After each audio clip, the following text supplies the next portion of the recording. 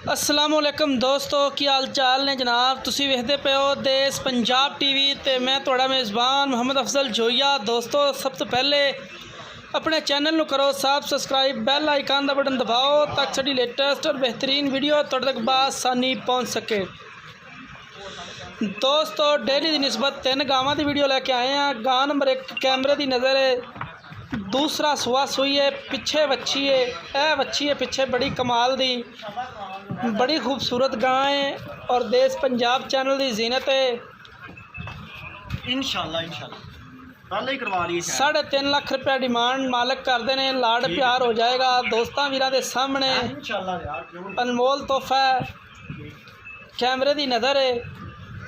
वीरां भरावां दे सामने जो भी है, दुध का रिकॉर्ड 26 तो 27 किलो का है। फिल वक्त कच्ची सुई है, ताज़ा सुई हुई है,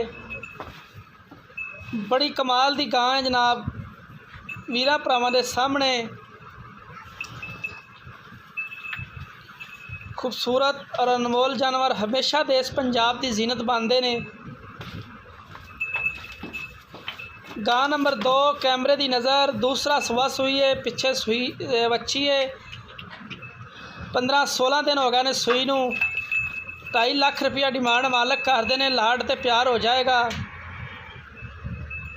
इनकी 2.5 लाख रुपया डिमांड करते हैं, लाड़ प्यार होएगा इंशाल्लाह। 18-17 किलो की इनका जनाब जी एवरेज दुध की फिल वक्त हाज़र मौके 17 तो 18 लीटर है। गां नंबर 1 फिर तो कैमरे की नज़र है, वीरां भरावां दे सामने इंशाल्लाह। बड़ी तसल्ली दे नाल और बड़ी मेहनत दे नाल जानवर विखाने अपने वीरां नूं लभ के।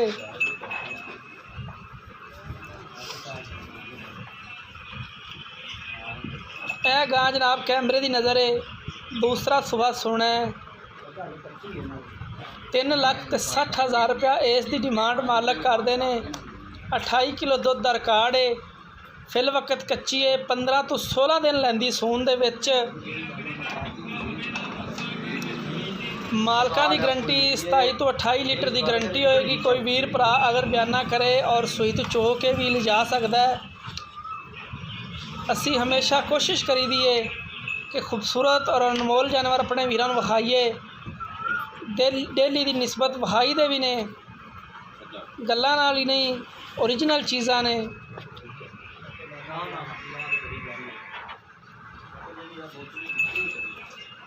तिन्ने गावां जनाब बहाइयां ने कैमरामैन ने। दोस्तों नंबर हुंदा 0307 351 85 78 व्हाट्सएप ते ईमो का नंबर हुंदा। दोस्तों असी उम्मीद करांगे अज वाली वीडियो तुहानूं। यह वच्छी जनाब गां नंबर 2 दी है। अल्लाह हाफिज़।